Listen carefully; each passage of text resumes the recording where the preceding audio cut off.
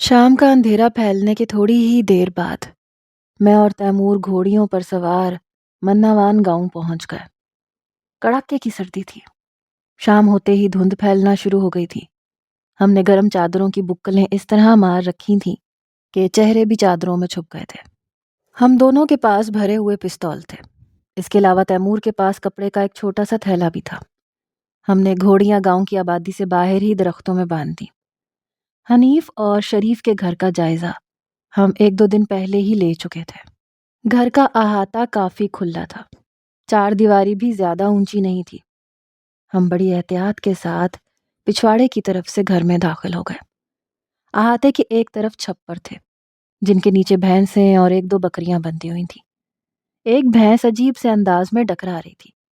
شاید اسے 1-8 دن میں بچہ ہونے والا تھا۔ احاطے میں مکمل تاریکی تھی۔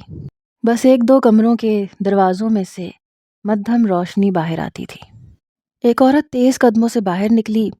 اس کے ہاتھ میں ایک چھوٹی سی بالٹی تھی اور وہ اس میں ہاتھ چلاتی ہوئی آ رہی تھی۔ وہ اس خطرے سے بے خبر تھی جو ہم دونوں کی شکل میں تھا اور ایک تاریک کونے میں چھپا ہوا تھا۔ یہ نوکرانی ہے، تیمور نے جوان سال عورت کی طرف دیکھتے ہوئے سرگوشی کی۔ اس نے چھوٹی بالٹی ڈکرانے والی بھینس کے سامنے رکھی۔ شاید چارے میں کوئی دوائی وغیرہ ملائی گئی تھی۔ اس نے اپنی روانی میں بھینس کو مخاطب کرتے ہوئے کہا، "نی کی رولا پایا ہوا ہے؟ اس ویلے تے تانوں سنڈے دے سوا کچھ نظر ہی نہیں آندا۔" یہی وقت تھا جب میں نے لپک کر نوکرانی کو دبوچ لیا۔ میری چوڑی ہتھیلی نے اس کے منہ کو اتنے اچھے طریقے سے دبایا تھا کہ وہ بس گھٹی گھٹی سی آوازیں نکال پائی۔ اس کا گرم گداز جسم پوری شدت سے میری باہوں میں مچلا، لیکن پھر میری سرسراتی سرگوشی نے اسے ساکت کر دیا۔ "یہ دیکھ، میرے ہاتھ میں پستول ہے." میں نے کہا، "اگر شور مچائے گی تو اسی جگہ ڈھیر کر دوں گا۔ چپ رہے گی تو تجھے کچھ نہیں کہیں گے، ہاتھ بھی نہیں لگائیں گے۔ ذرا دیر میں چلے جائیں گے۔" نوکرانی کی گھگی بند گئی۔ جب میں نے دیکھا کہ وہ پوری طرح سے ڈر گئی ہے اور ہدایت کے مطابق عمل کرے گی تو میں نے اس کے منہ سے ہاتھ ہٹا لیا۔ "گھر میں اور کون کون ہے؟" میں نے پستول اس کی گردن پہ رکھے رکھے مدھم آواز میں پوچھا۔ اس نے دہشت سے پھٹی ہوئی آواز میں کہا، "خالہ جی اور چھوٹی باجی، بس 2 ہیں دونوں۔" اس کے ساتھ ہی وہ منت ترلا کرنے لگی کہ ہم اسے کچھ نہ کہیں۔ یہ صورتحال ہماری توقع کے عین مطابق تھی۔ گھر میں کوئی مرد نہیں تھا۔ وہ ڈیرے پر موج میلے میں مصروف ہو گئے تھے۔ میں نے تیمور کو اشارہ کیا۔ وہ نوکرانی کو پستول کے ڈراوے سے احاطے کے ایک کمرے میں لے گیا۔ نوکرانی نے جس کو خالہ کہا تھا وہ یقیناً مکھا کی مامی تھی اور باجی مکھا خود تھی۔ دونوں جس کمرے میں موجود تھیں وہاں دروازے کی درزوں سے مدھم روشنی باہر آ رہی تھی۔ میرے سینے میں آگ سی بھڑک رہی تھی۔ پاشا جیسے بد فطرت اور عیار لوگوں کے لیے میں ایسی ہی آگ محسوس کرتا ہوں۔ اور پھر پاشا والے واقعے کا تعلق والی جی اور بلقیس سے تھا اور ان دونوں کے لیے میں کچھ بھی کر سکتا تھا۔ میرے ذہن میں ابھی تک والی جی کی وہ اتری ہوئی کلائی موجود تھی جسے انہوں نے کئی ہفتے اپنی چادر کے نیچے چھپائے رکھا تھا۔ اس کلائی کو اپنے منہ زور جھٹکے سے زخمی کرنے والا موکھل پاشا ہی تھا، اور اب جو کچھ وہ سیدھی سادی سمینہ کے ساتھ کر رہا تھا وہ بھی قابل معافی نہیں تھا۔ میں نے کمرے کے بند دروازے کو تھپ تھپایا تو وہ کھل گیا۔ میرا اندازہ تھا کہ وہ مکھاں کی مامی ہوگی، مگر وہ مکھاں خود تھی۔ میرا منہ سر چادر کے ڈھاٹے میں چھپا ہوا تھا۔ مکھاں نے مجھے پہچاننے کی کوشش کی۔ "کون ہے؟" اس نے بوجھل آواز میں پوچھا۔ میں نے تیزی سے اندر گھس کے اسے دبوچ لیا۔ وہ صرف ایک بار گھٹی گھٹی آواز میں چلا سکی، پھر میں نے اس کا منہ پوری طاقت سے ڈھانپ لیا۔ وہ خاصی لمبی تڑنگی تھی اور اس کے جسم میں اتھری گھوڑی جیسی طاقت تھی۔ اسے سنبھالنے میں مجھے اپنی پوری طاقت صرف کرنی پڑی۔ 20-30 سیکنڈ گزرنے کے باوجود جب اس کی مزاحمت کم نہ ہوئی تو میں نے اس کے کان سے ذرا اوپر پستول کے دستے سے ضرب لگائی۔ وہ ایک دم ڈھیلی پڑ گئی۔ کمرے کے اندر سے چرس کی بو آ رہی تھی۔ مجھے اندازہ ہو رہا تھا کہ وہ کمرے میں اکیلی ہے، لیکن پھر یہ اندازہ غلط ثابت ہو گیا۔ میں نے ذرا دھیان سے دیکھا تو حیران رہ گیا۔ قریبی چارپائی پر بھی لحاف موجود تھا اور لحاف کے نیچے بھی کوئی موجود تھا۔ میں مکھاں کے لمبے تڑنگے جسم کو اپنے ساتھ گھسیٹتا ہوا ساتھ والے کمرے میں لے گیا۔ یہ خالی تھا، یہاں بھی لالٹین کی روشنی موجود تھی۔ کن پٹی پر لگنے والی چوٹ مکھاں کے لیے توقع سے کہیں زیادہ مؤثر ثابت ہوئی۔ وہ ایک دم سے نڈھال ہو گئی۔ صرف 10 منٹ کے بعد کمرے کا نقشہ یہ تھا کہ مکھاں کے دونوں ہاتھ اور پاؤں نائلن کی رسی سے بندھے ہوئے تھے اور اس کے منہ میں کپڑا ٹھونسا ہوا تھا۔ وہ ہوں غاں کی مدھم آوازیں نکال رہی تھی۔ لگتا تھا مجھے حسب توفیق گالیاں دے رہی ہے۔ اس کے بال بکھر چکے تھے اور جسم پر کپڑے کا ایک تار بھی نہیں تھا۔ قابل ذکر بات یہ تھی کہ مکھاں کی ادھیڑ عمر مامی ساتھ والے کمرے میں استراحت کر رہی تھیں اور اسے کچھ معلوم نہیں تھا کہ گھر میں کیا ہو رہا ہے۔ جیسے کہ بعد میں پتہ چلا کہ وہ حقہ پیتی تھی اور چلم میں چرس ملا کر گڑ رکھتی تھی۔ ابھی بھی وہ چلس کے ہلارے میں تھی۔ مجھے نہیں معلوم کہ پڑھنے والے اس صورتحال کو کس انداز سے لیں گے۔ بہرحال میں کچھ بھی چھپا نہیں رہا۔ آج اتنے برس بعد سوچتا ہوں کہ شاید میرا طریقہ غلط تھا۔ میں برائی کو برائی سے ختم کرنے کی خطرناک کوشش کر رہا تھا، لیکن یہ بھی حقیقت ہے کہ کچھ لوگ اپنی سفاکی اور اپنے ٹیڑھے پن میں اتنا آگے جا چکے ہوتے ہیں کہ ان کے ساتھ غلط طریقہ اختیار کیے بغیر چارہ نہیں ہوتا۔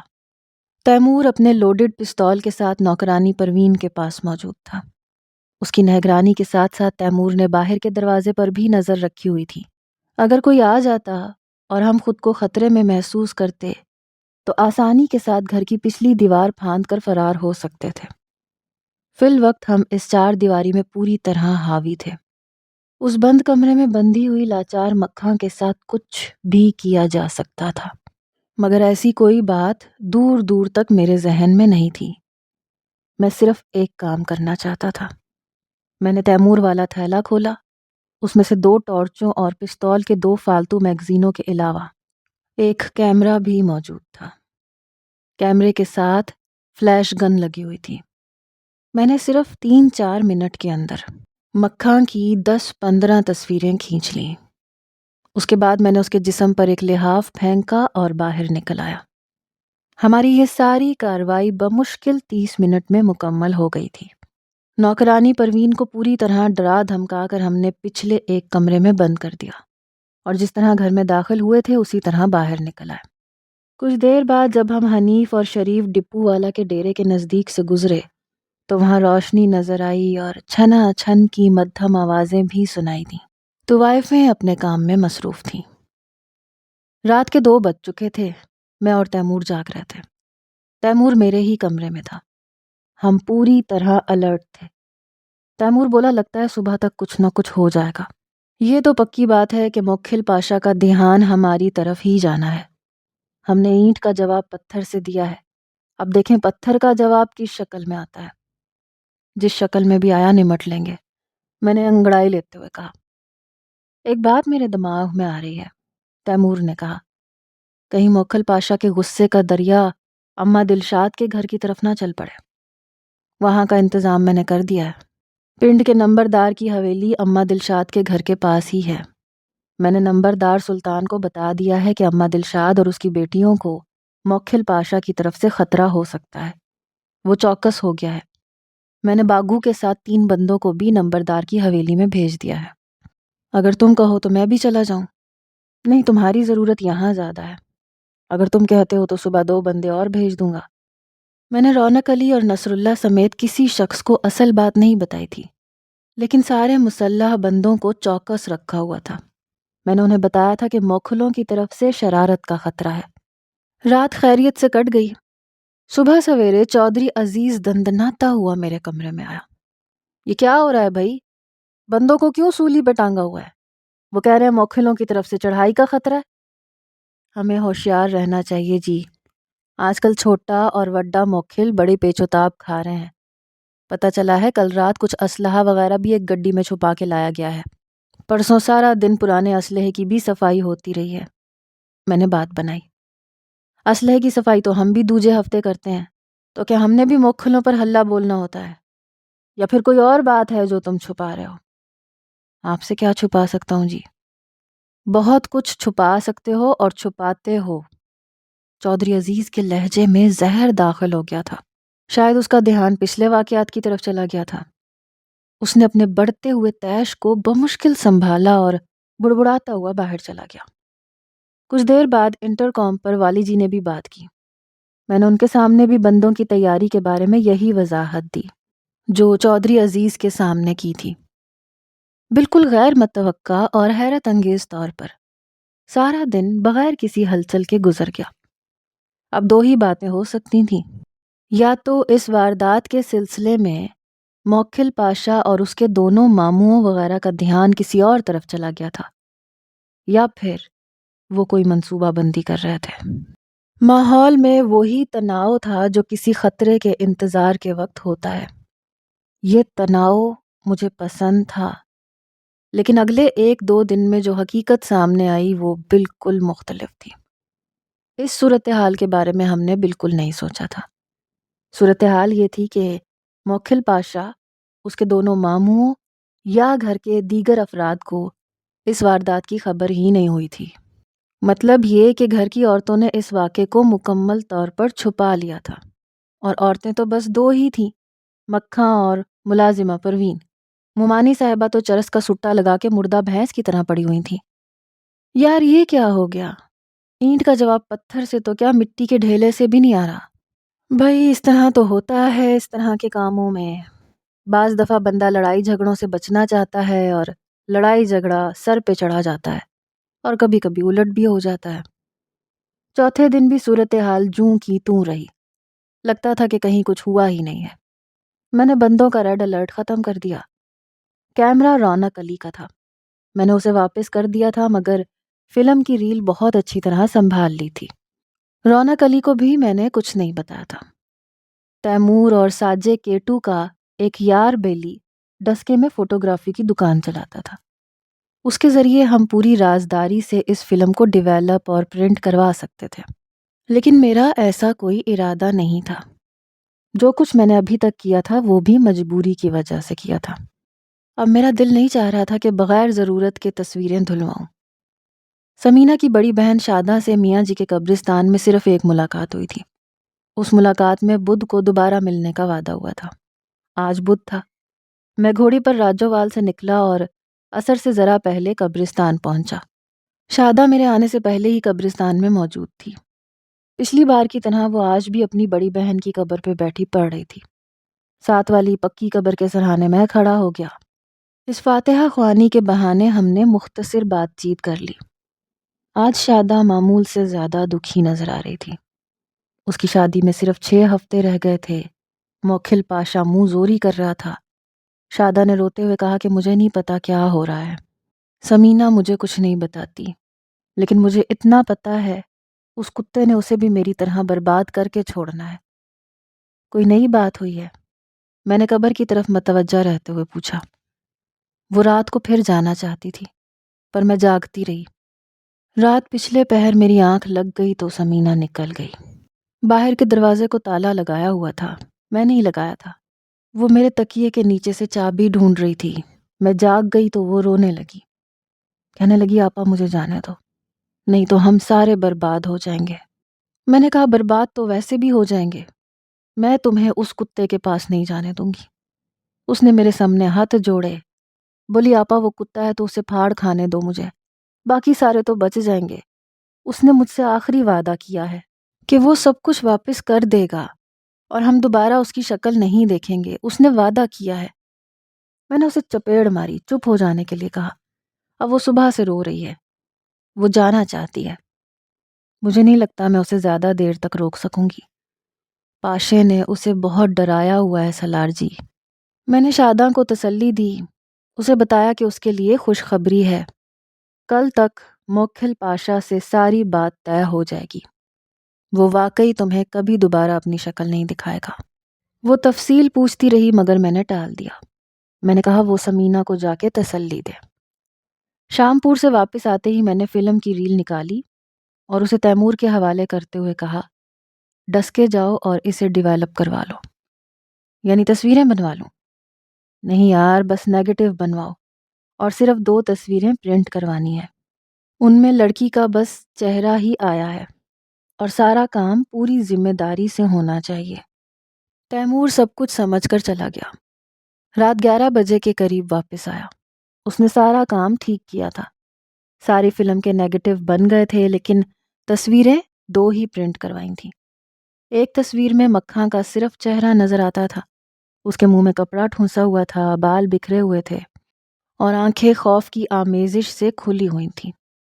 چارپائی، تکیا اور گندم رکھنے والے بڑولے کا کچھ حصہ بھی نظر آتا تھا۔ دوسری تصویر بھی کلوز اپ ہی تھی، تاہم اس میں وہ گردن اور کندھوں تک دکھائی دیتی تھی۔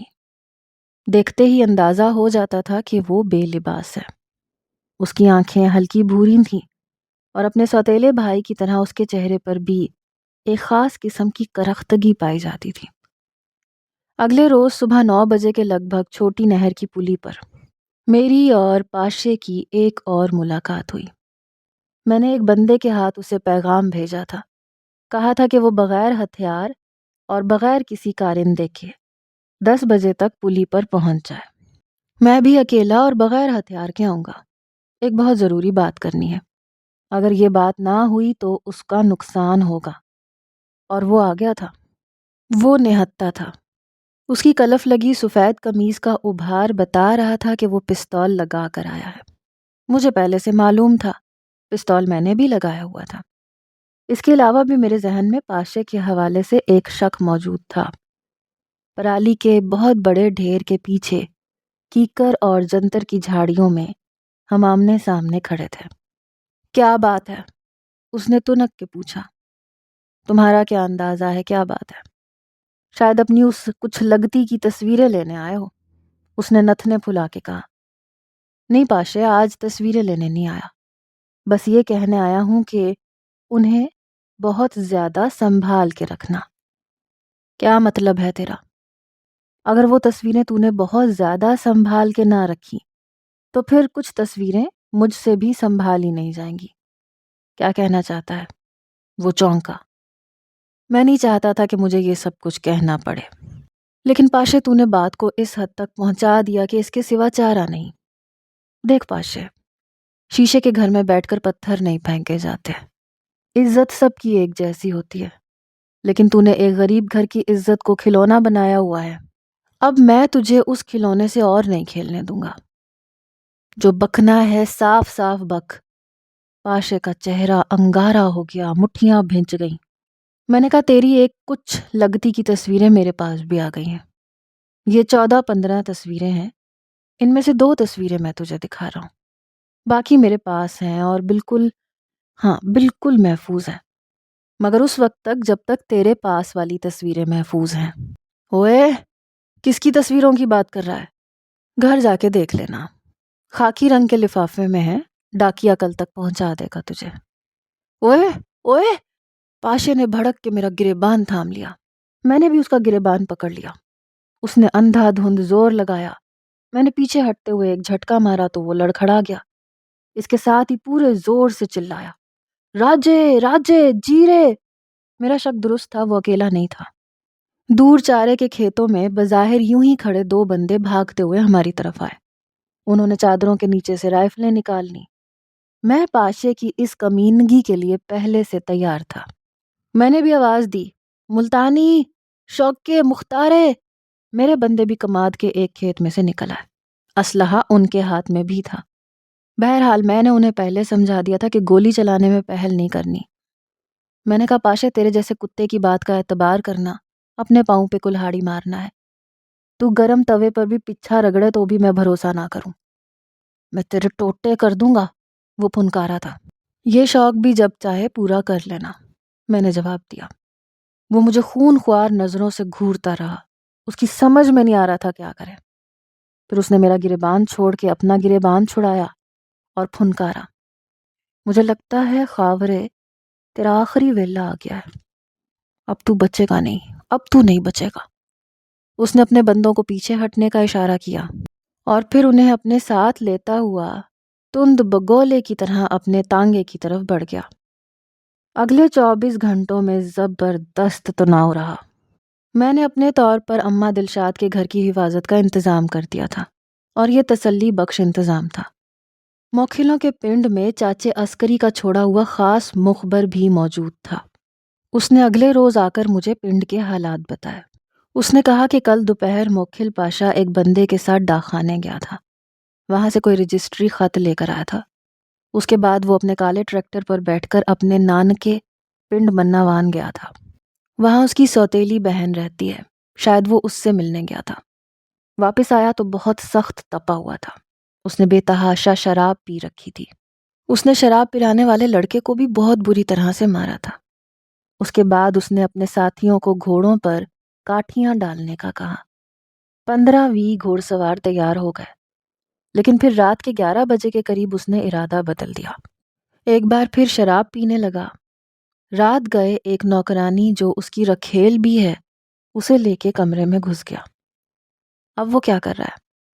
وہ کہنے لگا میں پیشی کی بانگ پہ وہاں سے نکلا تھا۔ وہ اس وقت بھی شراب پی رہا تھا۔ اس نے پالتو شیر کو احاطے میں کھلا چھوڑا ہوا تھا۔ پتہ نہیں اس کے کیا ارادے ہیں۔ اس رات بھی ہم بالکل چوکس رہے۔ مچھلی فارم پر بھی میں نے بندے بھیج دیے تھے۔ ڈر تھا کہ موکھل اس طرف سے کوئی شرارت نہ کرے۔ سب بندوں کو میں نے یہی ہدایت کی تھی کہ جھگڑے کی صورت میں وہ اسلحہ استعمال کرنے میں پہل نہیں کریں گے، لیکن اگر دوسری طرف سے کارروائی ہوئی تو ڈٹ کے جواب دیں گے۔ اس اچانک بڑھ جانے والی ٹینشن کی اصل وجہ کسی کو پتہ نہیں تھی، اس لیے نصر اللہ سمیت دیگر ساتھی کچھ حیران بھی تھے۔ سیانے ٹھیک ہی کہتے ہیں، ظلم کرنے والے سے جتنا ڈرا جائے اس کا جرم اتنا ہی پھلتا پھولتا ہے۔ 2-3 دن گزر گئے، لیکن موکھل پاشا کی طرف سے کوئی جوابی کارروائی نہیں ہوئی۔ رات کو میرے کمرے میں بیٹھے ہوئے تیمور نے کہا، لگتا ہے شیر ٹھنڈا پڑ گیا ہے۔ شیر نہیں، کاغذی شیر کہو، بلکہ گھگو گھوڑا۔ ایسے گھگو گھوڑے ڈرنے والوں کو ڈراتے ہیں اور کھڑے رہنے والوں کے سامنے مانو بلی بن جاتے ہیں۔ تمہارا کیا خیال ہے؟ بات پاشے کی سمجھ میں آ گئی ہے؟ بالکل آ گئی ہے۔ مجھے لگتا ہے کہ اس معاملے کو ٹھپ کرنے میں ہی اسے بہتری نظر آئے گی۔ اگر تماشا لگائے گا تو پھر زیادہ مٹی اسی کنجر کے سر پہ پڑے گی۔ سوتیلی ہے لیکن ہے تو آخر بہن۔ تمہارا کیا خیال ہے؟ بہن نے سب کچھ بتا دیا ہوگا؟ ظاہر ہے جب پاشے نے تصویریں دکھائی ہوں گی تو اسے بتانا پڑا ہوگا کہ 2 ڈھاٹا پوشوں نے کارروائی ڈالی ہے، میں نے کہا۔ ہو سکتا ہے کہ پھر بات سے بات نکلی ہو اور موکھلوں کو پتہ چلا ہو کہ واردات اس لیے ہوئی کہ اس رات گھر میں کوئی مرد نہیں تھا، اور مرد اس لیے نہیں تھا کہ ڈیرے پر کنجریاں ٹھمکے لگا رہی تھیں اور ان کو بستروں میں گھسیٹنے کا پروگرام بن رہا تھا۔ اور کنجریوں کو بلایا کس نے تھا؟ کیا پتہ ان کنجریوں کی بے وجہ شامت آ جائے، ان سے تفتیشیں شروع ہو جائیں۔ ان کا کسی نے کیا بگاڑ لینا ہے؟ ان کو تو رشوت دینے کے لیے پیسوں کی ضرورت بھی نہیں ہوتی، میں نے کہا تو تیمور نے کہا لگایا۔ لیکن ایک بات پکی ہے خاور، یہ سب کچھ پاشے کو آسانی سے ہضم نہیں ہونا۔ اس نے کچھ نہ کچھ ضرور کرنا ہے، آج نہیں تو کل، کل نہیں تو 2-4 مہینے بعد۔ پر اسے یہ بھی پتہ چل گیا ہے کہ اس کی ہر اینٹ کا جواب پتھر سے آئے گا۔ اسی دوران میں رونق علی توند مٹکاتا ہوا آ گیا۔ یار خاورے، یہ میری نبض تو دیکھنا، کچھ تیز نہیں چل رہی۔ اس نے بازو میری طرف بڑھایا۔ رونق بھائی، میں اب سالار ہوں، میرے ٹائم کی قیمت ہے، میں نے انداز بے نیازی سے کہا۔ میں مکہ مار کے ناک کا پکوڑا بنا دیا کرتا ہوں۔ یہ ساری تیری دی ہوئی ٹینشن ہے۔ دن بدن موکھلوں کے ساتھ ہمارا پنگا بڑھتا جا رہا ہے، ہر چوتھے دن کوئی چکر شکر چلا دیتا ہے تو۔ اب یہ بتا وہاں پلی پہ کس لیے لڑائی ہوئی تھی؟ بس وہی، ہمارے قصبے میں گندا پانی چھوڑنے والی بات پہ گرما گرمی ہو گئی تھی، میں نے گول مول جواب دیا۔ اچھا تو میری نبض دیکھ، اونگی بونگی نہ مار۔ میں نے نبض دیکھی، واقعی ٹھکا ٹھک چل رہی تھی۔ بس رونق بھائی، آپ کے سپارے شپارے پڑھنے کا وقت آ گیا ہے، میں نے رونق کے ہی انداز میں کہا۔ میں مذاق شذاق نہیں کر رہا، میری طبیعت واقعی گڑبڑ ہے۔ دراصل پریشانی سے میری بھوک شوک بڑھ جاتی ہے، میں زیادہ کھا لیتا ہوں، پھر یہ کن پٹیوں میں کھٹا کھٹ شروع ہو جاتی ہے۔ ہاں لیکن اگر موکھلوں کے ساتھ ہماری ٹینشن نہیں ہوگی تو آپ خوش ہو جائیں گے، خوشی میں آپ کی بھوک پھر بڑھ جائے گی، اور پھر ٹھکا ٹھک، پھر بلڈ پریشر۔ یار خوشی کا بلڈ پریشر اتنی تکلیف نہیں دیتا۔ چلو یہ نئی ایجاد ہو گئی، خوشی کا بلڈ پریشر اور غمی کا بلڈ پریشر۔ دیکھو رونق بھائی، آپ کو پریشان ہونے کی کوئی ضرورت نہیں، جب تک میں یہاں ہوں، چودھری عزیز مجھے نکالنے میں ناکام ہے، آپ کو خیر ہی خیر ہے۔ بھائی عزیز کا ذکر کیوں کر رہے ہو؟ کوئی نئی بادشاہت ہوئی ہے کیا؟ نئی تو نہیں، لیکن ایک پرانی کا پتہ چلا ہے۔ کھل کے بتاؤ۔ آپ کو پتہ ہے میری ماں مجھ سے کتنا غصہ ہوئی تھیں، بلکہ ابھی بھی ہیں۔ وہ چاہتی ہیں کہ میں یہ نوکری چھوڑ دوں۔ اماں کو الٹی سیدھی بتانے اور بھڑکانے والی فیروزاں ہے، اور آپ کو پتہ ہی ہے فیروزاں چودھری عزیز کے اشاروں پہ چلتی ہے۔ مجھے یقین ہے اس نے چودھری کے کہنے پہ یہ سب کچھ کیا ہے۔ کچھ دیر تک اسی حوالے سے ہمارے درمیان بات ہوتی رہی۔ پھر رونق چلا گیا اور کچھ دیر بعد تیمور بھی چلا گیا۔ میں اپنے کمرے میں اکیلا رہ گیا۔ میں اپنے پہلے والے کمرے میں ہی تھا، حالانکہ میرے سالار بننے کے بعد والی جی نے 2 دفعہ پیشکش کی تھی کہ میں کسی بہتر کمرے میں منتقل ہو جاؤں، لیکن میں یہ کمرہ کیسے چھوڑ سکتا تھا؟ یہ میرا وہ کمرہ تھا جس میں صرف اور صرف انتظار کرتا تھا، انٹرکام سے ابھرنے والی آواز کا انتظار۔ لیکن وہ آواز کہیں نہیں تھی۔ انٹرکام خاموش تھا، وہ مردہ ہو چکا تھا، اور لگتا تھا کہ اب اس میں کبھی جان نہیں پڑے گی۔ بیگم بلقیس کو اوجھل ہوئے اب تقریباً 10 ماہ ہونے والے تھے۔ انہوں نے اپنی طرف آنے والے سب راستے یکسر بند کر دیے تھے، اور مجھے یہ بھی خبر نہیں تھی کہ جدائی کتنی طویل ہے۔ اس سے پہلے بھی 2-4 مرتبہ ایسا ہوا تھا کہ ہم نے 8-10 دن یا 2 ہفتوں تک کے لیے رابطہ بند رکھا تھا، لیکن وہ بندش طے شدہ ہوتی تھی۔ میں ایک ایک دن گن کے کاٹتا تھا، اور آخر وہ دن آ جاتا تھا جب بندش کھل جاتی تھی۔ بیگم بلقیس کی آواز میرے کانوں کے راستے میرے لہو میں زندگی کو بحال کر دیتی تھی، لیکن اس مرتبہ تو پتہ ہی نہیں تھا کہ کب تک چپ رہنا ہے، اور کہیں چپ ہی تو نہیں رہنا۔ اور حقیقت یہ ہے کہ میرے اندر بھی انا نے پر پھیلا لیے تھے۔ اگر وہ مجھ سے دور رہنا چاہتی ہیں تو ٹھیک ہے، وہ ایسا کر لیں۔ میں نے بھی تہیہ کر لیا تھا کہ جب بھی رابطہ ہوگا انہی کی طرف سے ہوگا۔ میں اپنی طرف سے کوئی کوشش نہیں کرنا چاہتا تھا، اور میں اس کا مجاز بھی نہیں تھا۔ دروازے کو اندر سے کنڈی لگانے کے بعد میں کسی موہوم امید کے سہارے انٹرکام کو مقفل الماری سے نکالتا تھا اور سامنے رکھ کے بیٹھ جاتا تھا۔ میرے کان اس انتظار میں رہتے تھے کہ اس انٹرکام پر ایک بیل ہو اور پھر خاموشی چھا جائے، لیکن یہ اشارہ جیسے ایک دم کہیں کھو گیا تھا۔ ایک بیل ہونے کے بعد دوسری بیل تک کا وقفہ میرے لیے بڑا جان گساں ہوتا تھا، اور جب دوسری بیل ہو جاتی تھی تو سینے میں ایک لہر سی دوڑ جاتی تھی، اور درد کی یہ لہر ہر روز کئی بار دوڑتی تھی۔ اس روز بھی میں نے چوبی الماری کھولی، لیکن انٹرکام کو دیکھ کر ایک دم چونک گیا۔ انٹرکام اپنی جگہ پر نہیں تھا، وہ ہوا میں جھول رہا تھا۔ اس کے تار کو جیسے منشی منظور کے کمرے سے کسی نے کھینچا تھا۔ ایک لمحے کے لیے مجھے اپنی پیشانی پر پسینے کی نمی محسوس ہوئی۔ میں نے الماری کو تالا لگایا، تار کا جائزہ لیا۔ تار کو چھت کی سرکیوں میں چھپا کر یہاں لایا گیا تھا، اور وہ بالکل اوجھل تھا۔ سرکیوں کو دیکھ کر مجھے اندازہ ہوا کہ تار کو واقعی کھینچا گیا ہے۔